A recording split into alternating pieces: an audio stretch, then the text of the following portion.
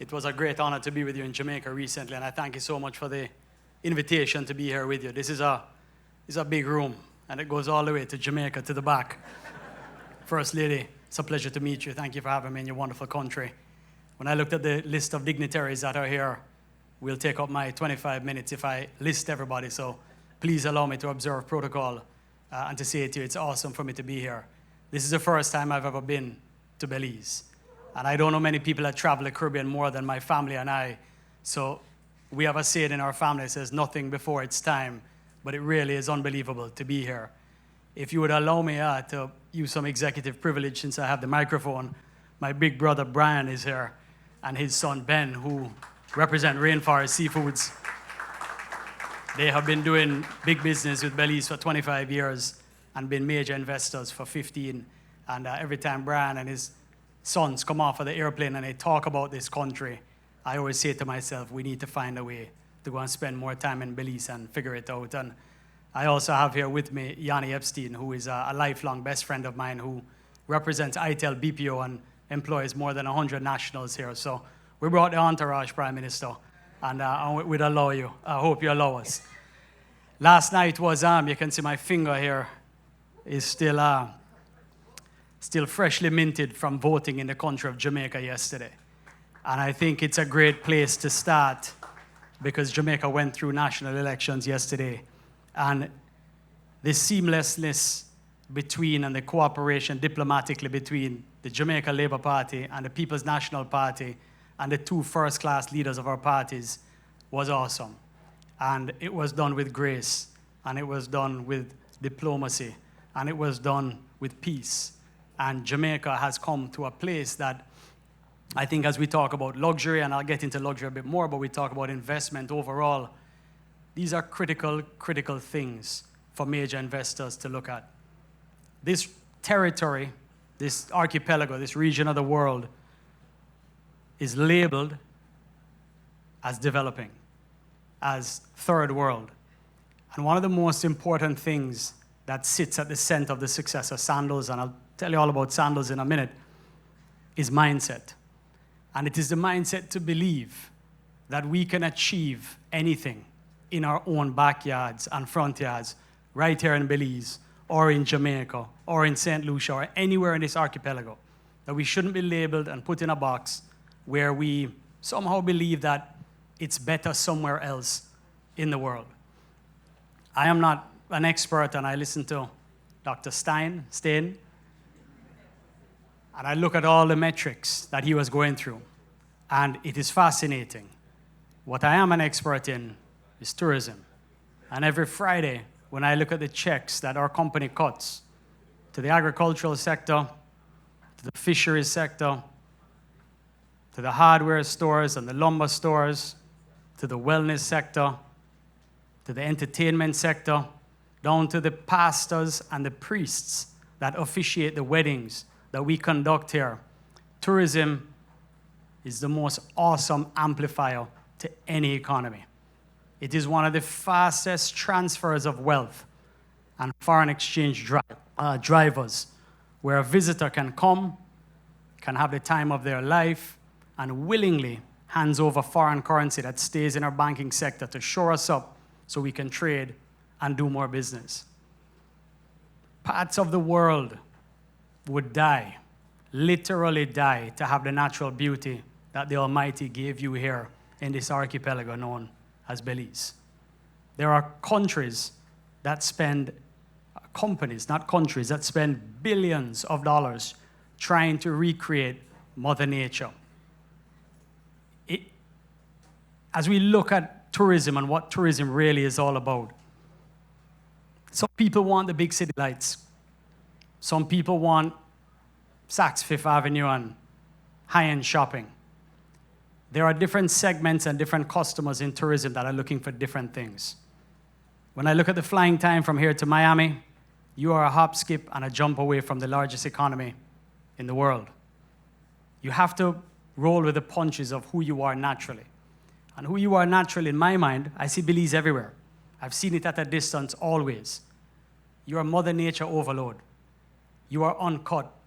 You are the raw ecosystem at its finest. You are the end of the earth, the exclusivity that's a hop, skip, and a jump away from the driving source markets that turn tourism on.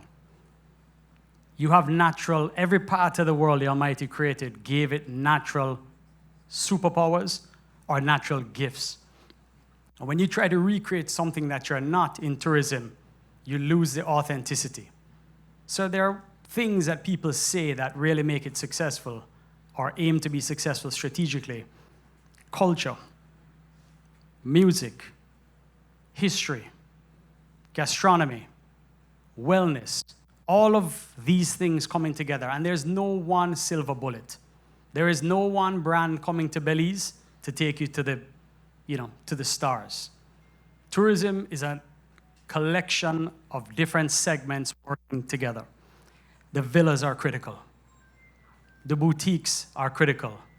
The cruise passengers are critical. The smaller hotels, the medium-sized, the larger, the all-inclusive sector, the EP sector, that whole ecosystem is critical to function. And where did we see this? There was no greater example in the last 100 years than COVID. COVID did something to those who have their eyes open that you'll probably never get, hopefully, in our lifetime ever again. For the first time in my career, and like you gaining independence in 1981, 1981 is an amazing year. You got your independence, I was born, and Sandals was born at the same time. So a hell of a year for this part of the world. But COVID brought us together, Prime Minister, in a way, and as we say in Sandals, and my father always said, disappointments are stepping stones. If you step back from it, we were reminded of the gift of travel.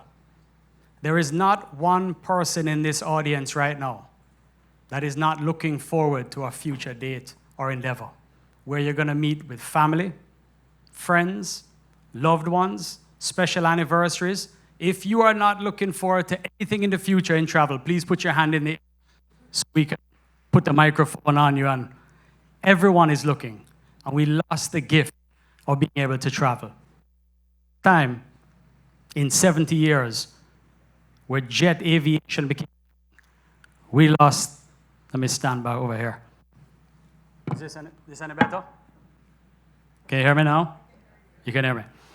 We lost that ability, and it humbled us. It caused the public and the private sector to come together for the first time ever in a generation to focus on one thing: reinvigorating travel. It showed us that we were prepared to give up spending money on certain items we did before for making memories through travel. And I'm saying this to say that let's establish that travel is no longer necessarily a privilege. It's almost wellness in and of itself. It gives peace of mind. It makes people want to reach for it. And we here in the Caribbean have to go what I was saying earlier, mindset, about understanding the critical importance of taking care of our customers no matter what segment they come in. It is a privilege. The world is a big place. There are other beautiful places in the world. We're going to do a mic swap.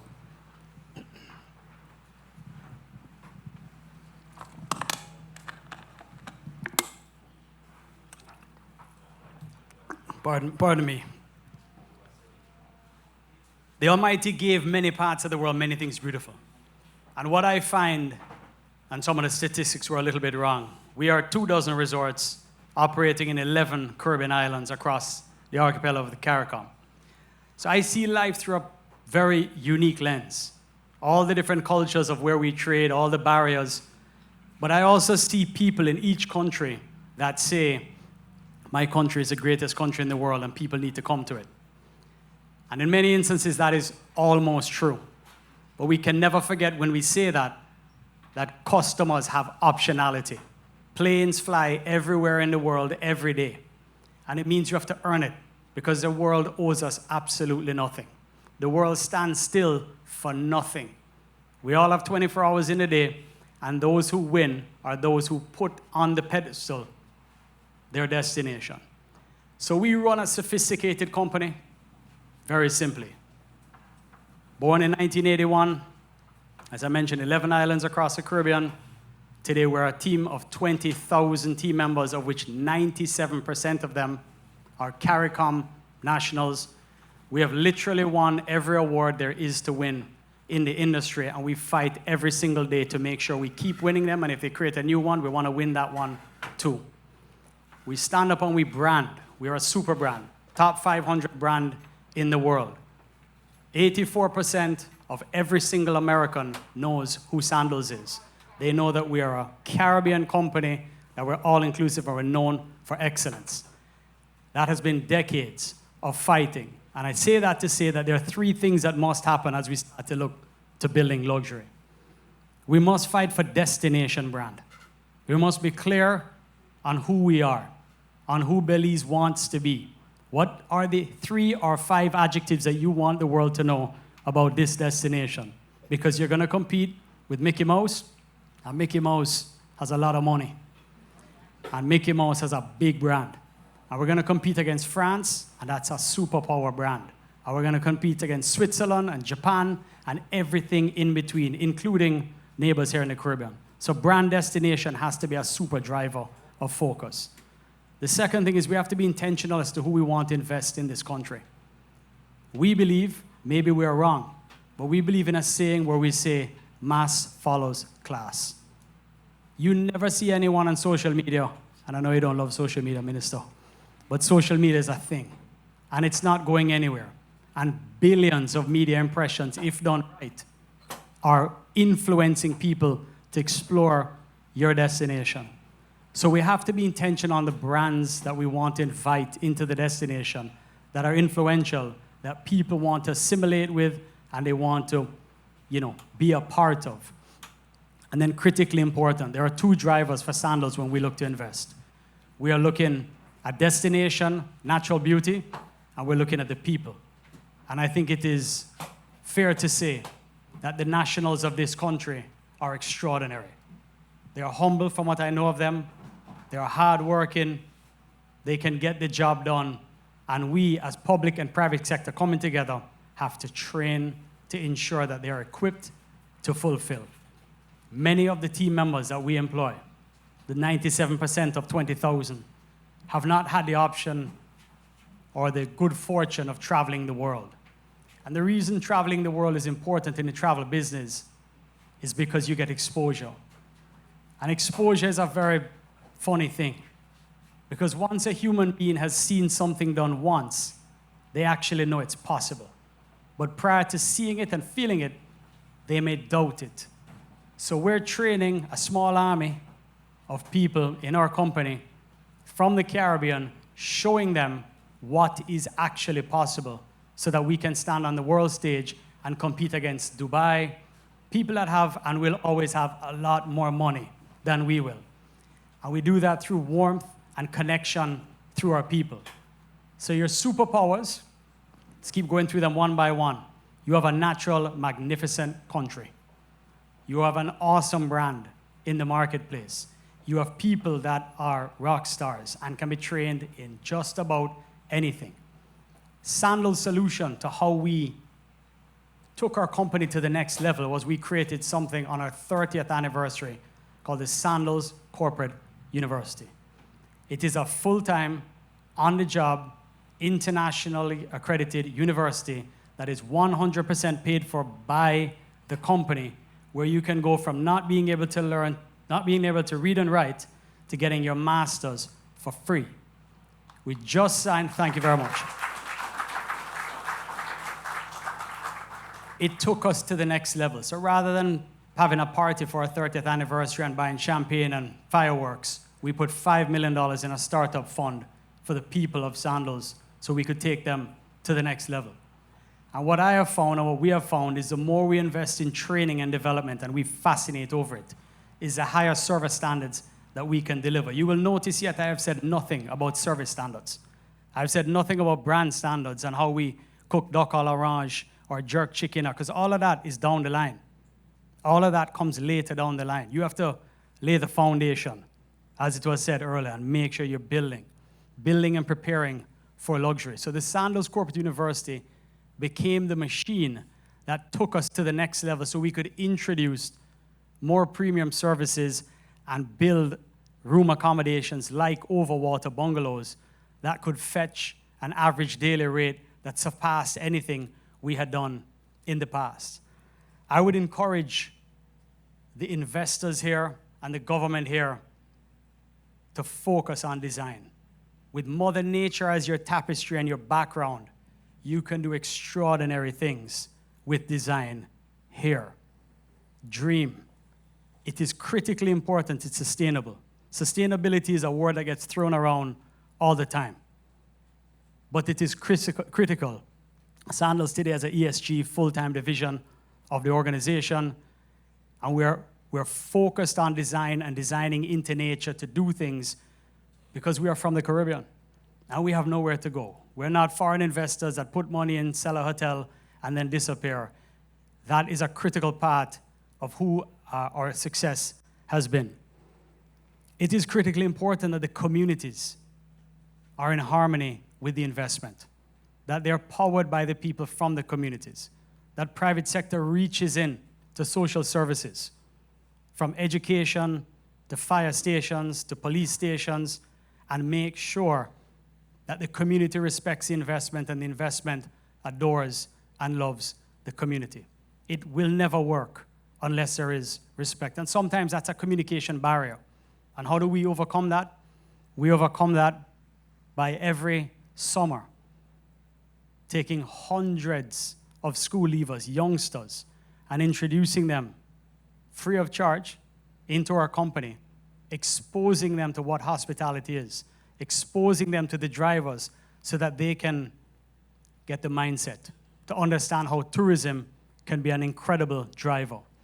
In the country of Jamaica, 90% of every fruit, vegetable, or ground provision that we serve across our 130 restaurants in Jamaica is picked within 24 hours, farm to table, and grown by a local farmer and put into our food and beverage offerings.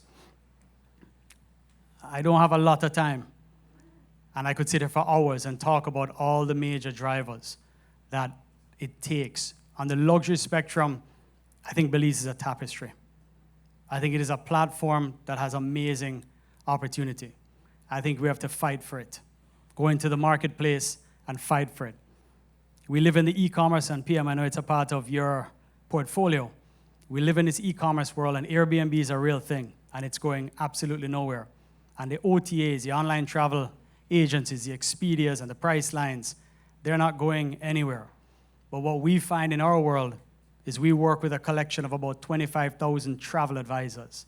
These are the human beings that in the 2000 .com era, everyone said would be exterminated through technology. They've never been bigger. They've never been stronger. They do what .coms can't do. They go to PTA meetings. They go to the local golf course in the source market. They go to the local chamber of commerce, and they talk about your country in a way that a computer cannot talk to you. They get emotionally connected. And the more you invest in them and get them here, because seeing is believing, is the more they go home and they focus their entire careers on your country. And what an incredible privilege that is. So I always have to shout out to these travel advisors, travel agents, because they do the most remarkable job making sure that your destination stays at the tip of the tongues in parts of America, the United Kingdom, and Europe, and Canada in ways that's hard to penetrate with so much noise in the .com era at large.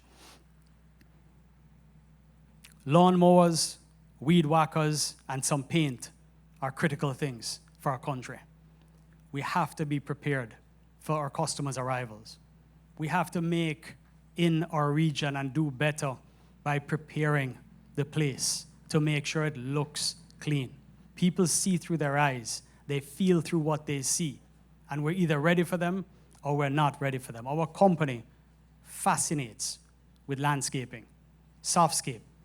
When we opened Sandals St. Vincent, we imported 700,000 square foot of grass. 120 40-foot containers, like velvet.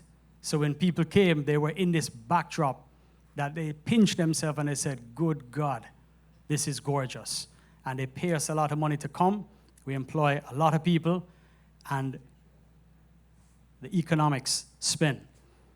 When we entered, and I'll give you a little case study of Sandals. When we entered St. Vincent and the Grenadines, very similar to here. It's not a destination that's in the mainstream tourism superhighway. It's more bespoke and boutique. And that became its gift. There were 2 flights out of Miami every week. 2 737s that flew every week. We opened in March 27th, 2024. By April, 2 flights went to 4.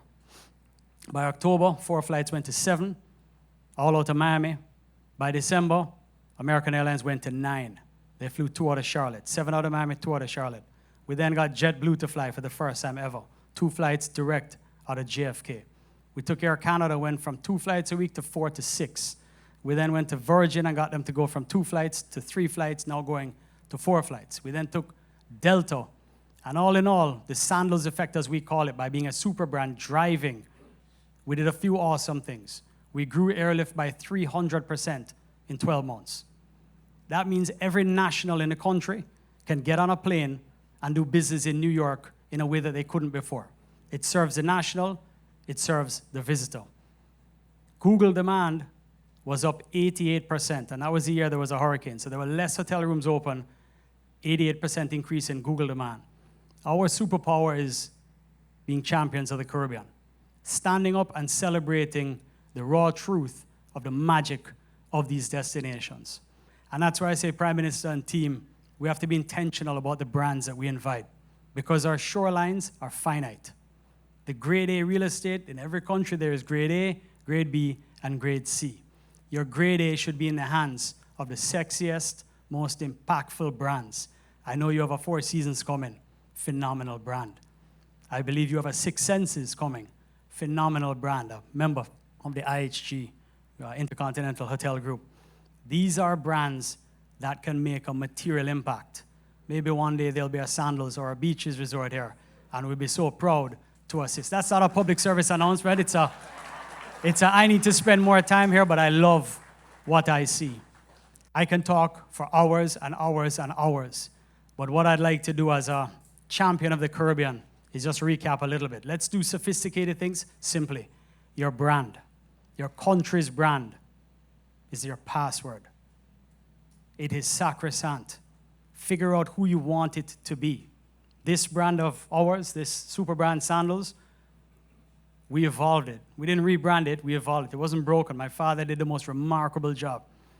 And it led us to a tagline that we now globally launched called Made of Caribbean.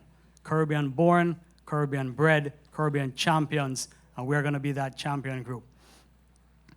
Your own hotel brands that you bring, they will tell the marketplace a lot of who you are. And you don't have to be a sexy international brand. You can have an awesome boutique. TripAdvisor, Google reviews will tell that story for you if we are doing a great job. And of course, our people. Our number one asset in every country, no matter what. The more private sector works with public sector, trains, develops, exposes, works with to open the minds of our people so that they can rise and matriculate and achieve their own economic goals and dreams, whether it's in agriculture, on the services side, BPO, and for sure in hospitality. I encourage and I implore everyone in this conference to take whatever they were doing before and do more. Work harder because you're competing against the entire world. And it's not going to come to you because you think everybody needs to come to Belize, or I think they need to come to Jamaica. So I'd like to leave you by saying thank you so much for the opportunity, Prime Minister. I think at the CARICOM forum that I met you and the work of CARICOM, there are amazing conversations being had for progress. I think, and my father always said that when the Almighty created this part of the world, he spent a little bit more time here than the rest of the world. We need to believe that to our core, and I think mindset is a hell of a thing. Reach further. Don't let anybody put us in a box, And let us continue to show the world that what is from Belize, of Belize, can outperform anything anywhere in the world. And that the Caribbean is God's country. Thank you so much for having me, and look forward to being back and spending some more time here.